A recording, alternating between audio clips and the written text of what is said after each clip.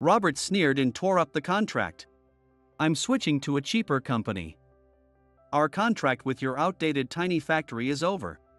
As we watched him walk away laughing, we sighed. It can't be helped. Well, it's their choice. Let's just focus on our work. My words were met with a simple agreement from the employees as they returned to their tasks in the factory. It can't be helped. They were the ones who cut ties. We'll deliver the excess stock to another client. It seemed Robert's company had initially boosted sales with their cheap prices, but a few weeks later, soon defects and problems led to product recalls. On the other hand, the rival company using our parts became known for their high performance and saw soaring sales. I am Michael Curtis. I have been running my own factory for decades. It's a small but well-loved factory. We handle only small parts, but they are meticulously crafted and highly functional. After the rough shaping by machines, our craftsmen finish them with great care. This might make our unit prices slightly higher than others, but many companies trust our precision and place orders with us. However, due to our limited production capacity, we set a maximum order limit for all clients. I feel bad, but this is unavoidable. When absolutely necessary, we ask our employees to work overtime to meet the demand, but we generally encourage everyone to leave on time. Everyone has families, and this factory thrives thanks to their skills. I want them to live a healthy and happy life. It all started with the work my father did as a subcontractor. Back then, it wasn't even a factory, just a small home-based operation, and I often helped my father. Maybe that's why I became quite handy and interested in making things. My father's skills were well known in the industry, and unlike him, I wanted to showcase these skills more.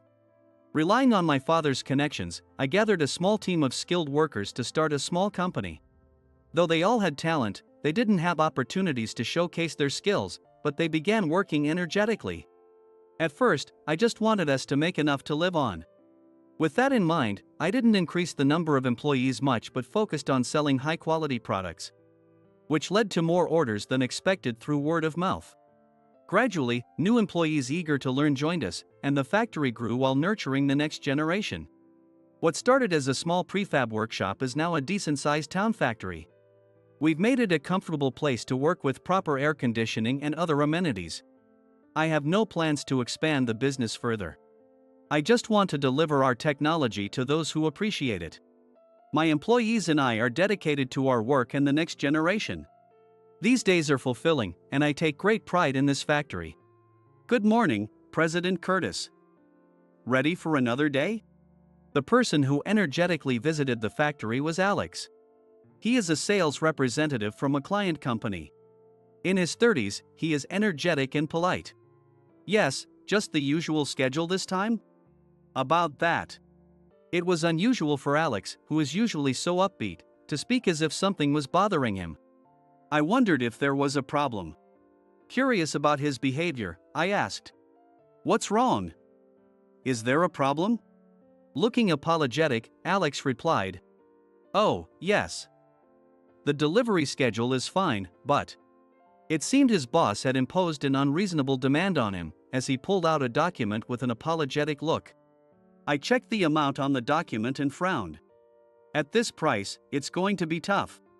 Exactly. I told my boss the same, but he insisted we either negotiate this price or no deal, Alex said, looking troubled. Seeing Alex's worried expression made me feel the same. We've worked with this company for a long time, always agreeing on fair prices. They had never asked for discounts before, something must have changed internally. Let's discuss this a bit.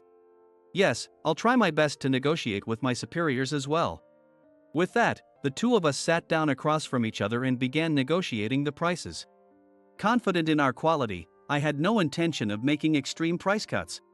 We took pride in our products and the trust our clients placed in them. When I reiterated this, Alex nodded in agreement. I heard the same from the previous account manager. Even if we had to ask for a discount, this price is impossible.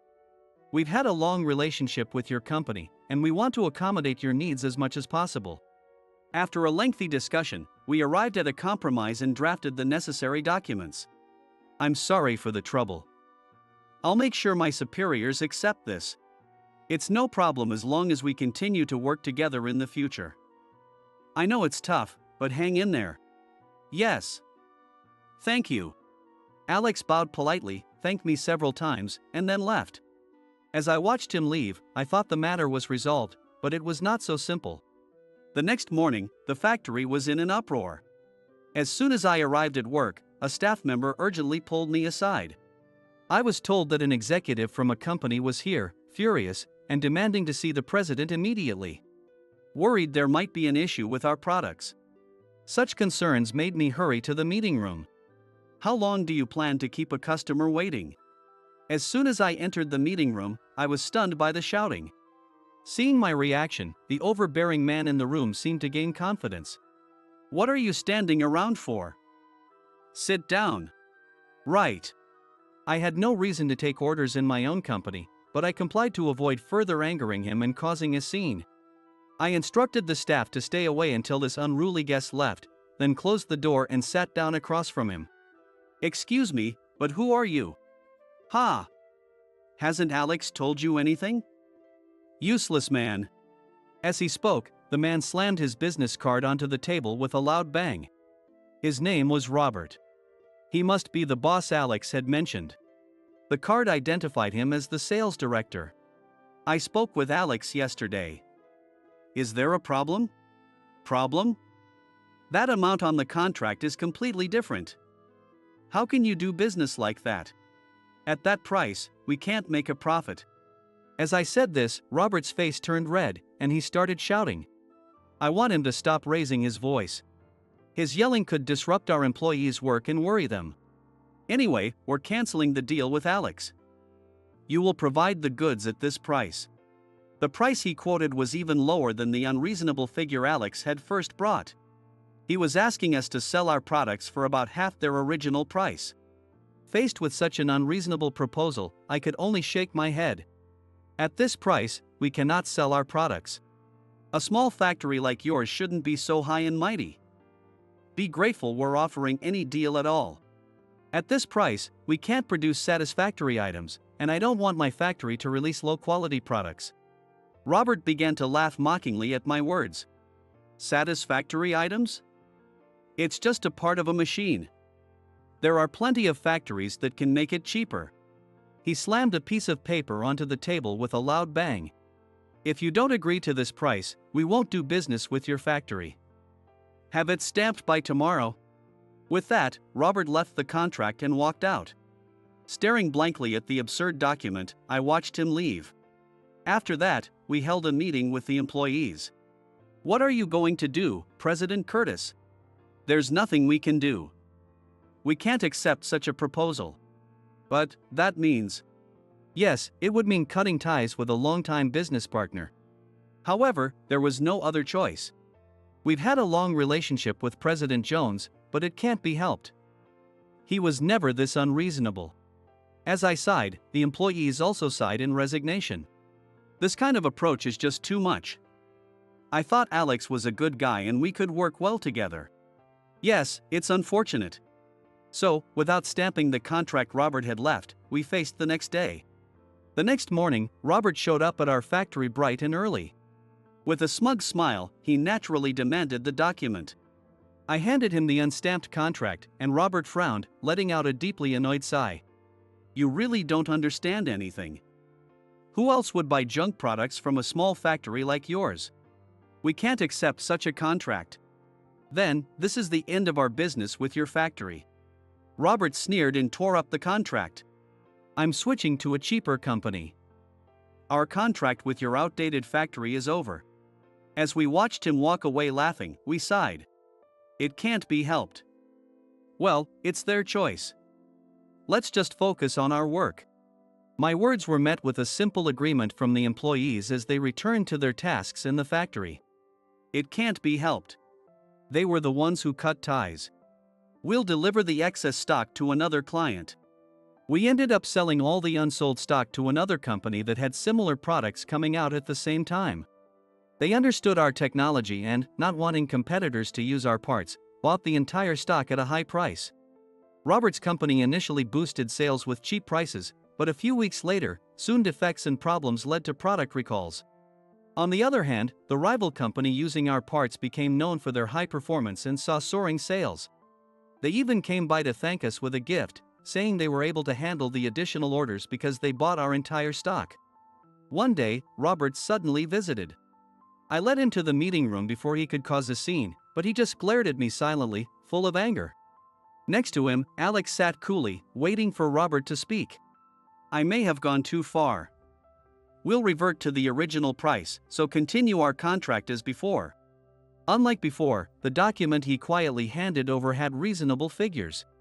However, we no longer had any stock of that product, and we had already promised to prioritize deliveries to the rival company. It was impossible to restore the terminated contract now. I'm sorry, but we have no stock left, and our priority contract with your company has ended. What? So you're not going to do business with us anymore? We're fine with that, and even if we did do business with you, we can't prioritize your orders as we did before. Robert's face turned red with anger at my firm words. A small factory like yours should be grateful we're willing to negotiate. Excuse me, Robert, but it's you who have been overly arrogant and unreasonable in my factory. Robert bit his lip at my words. The one who forcibly terminated the contract was you. Besides, you haven't even apologized or shown any remorse, I said. I apologize on behalf of the company regarding the contract issue. We also understand the priority of the current product deliveries, Alex said, bowing deeply. I didn't need Alex to apologize, but his sincere and friendly demeanor helped quell my anger towards Robert. Understood. I'll accept the company's apology. Please understand that timely deliveries as before will be difficult, I said. Understood. Thank you for your understanding. Alex replied, looking relieved as he smiled. That aside, Robert, you need to change your attitude. Do you even understand the losses caused by your mistake? Robert couldn't tolerate the assertive remarks from someone younger like Alex. This time, he raised his voice and started shouting again. How dare you? Why should I listen to you? Because you've been demoted, and I've been promoted to director. Alex said smoothly, causing me to blink in surprise. Alex, you got promoted? Congratulations. Thank you. Here's my new business card. I look forward to working with you, he said, handing me a card with his new title of sales director. I see. Robert had been demoted due to his blunder, and Alex had been promoted. You're still young, but you've done well.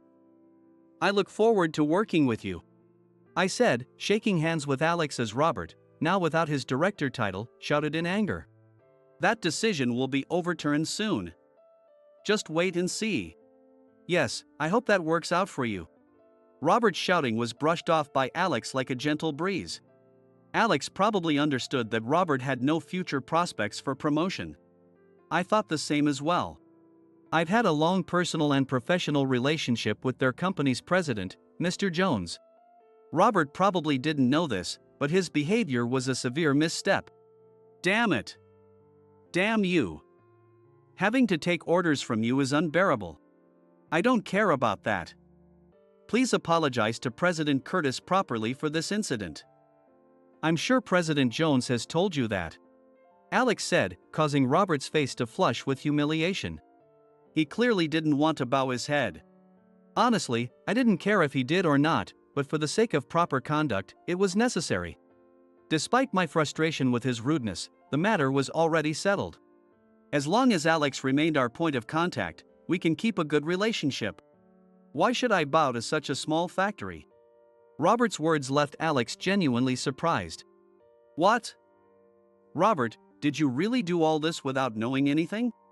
What are you talking about? Robert asked, confused. Alex began explaining my factory's significance. Do you know that the essential part for the new product is made in this factory? So what? Other factories can make similar parts cheaper. Why insist on this one? Alex sighed deeply, genuinely exasperated by Robert's words. Well, this factory holds the patent for that part. Of course, it's of the highest quality, and it dominates the market in this sector. Huh? Robert looked bewildered as Alex continued. Other companies either buy the patent to produce it or sell inferior copies. Without this factory's products, you won't achieve the desired quality. That's why both Alex and President Jones valued our factory. Though small, our craftsmen were top-notch. I hoped Robert would understand that replicating our quality wasn't easy. It's our pride in what we stand for. Well, the reason President Jones was so particular about the products from this factory was, of course, he has a personal connection, but he trusts these products completely. No way, so all those rumors about collusion were false. Robert's shocking revelation made me cry out involuntarily. Collusion? What are you talking about? There was a rumor that President Jones favored this factory because he was either colluding with them or being blackmailed. That's nonsense. We've been honing our skills and working hard just to deliver excellent products. Can't believe you believed it. Robert and Alex stared at me in shock as I, who usually stays calm, raised my voice. Anyway, before we address past mistakes, I demand an apology for those rumors. Not to me, but to our employees. Alex nodded deeply at my firm words. You're right. First, we apologize for that. We will also investigate within our company to find the source of the rumors and promise to spread the truth about this factory. Yes, please do so. Robert, you understand now, don't you? Those rumors were just malicious lies. Alex gently patted Robert on the shoulder as he sat next to him. Yeah, it seems that way. I am truly sorry. This time, Robert bowed deeply, almost touching his forehead to the table, as he apologized. It's okay as long as you understand. After explaining the misunderstandings to the employees in the factory, Alex and Robert apologized deeply and bowed to everyone. Later, when I slowly listened to Robert's story, he revealed that the rumors had been whispered to him as insider information that President Jones and our factory were colluding, hiding slush funds, or being blackmailed into unfair contracts. Ultimately, it turned out that the source of these rumors was a rival factory sales team trying to get them to use their parts. Robert, believing these rumors out of loyalty to his company, had acted rashly. Furthermore, the factory that spread the rumors was the one that ended up partnering after cutting ties with us, making it all the more regrettable. Despite going to such lengths to secure a major partnership, they couldn't produce parts that matched the product's requirements, leading to a series of defects. Finally, President Jones realized something was wrong, which brought Robert's actions to light.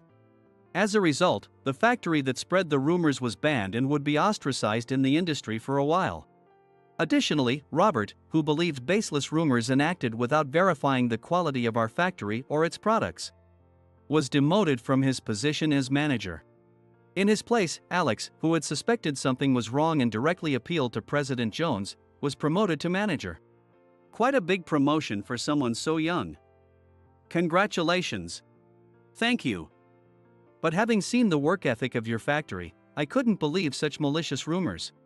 That's why he kept urging Robert to reconsider, but Robert started coming directly because he suspected Alex of being a spy for our factory. In a way, it's a shame that their close relationship backfired. President Jones will visit soon to apologize as well. Really? This has become quite a big deal. Our company suffered significant losses, and our designs rely on your factory's products. It's only natural. Hearing that, I couldn't help but feel a bit gratified. Well, we look forward to working with you. Likewise. Let's make great products together. With that, Alex and I shook hands, resolving the incident. Hello, President Curtis. I've come about the new product. Robert, please come this way. Robert, now demoted, was assigned to handle sales for our factory. I was surprised to see him arrive with a calm demeanor, far from his initially intimidating presence. But he was a highly skilled salesperson and we now communicated smoothly.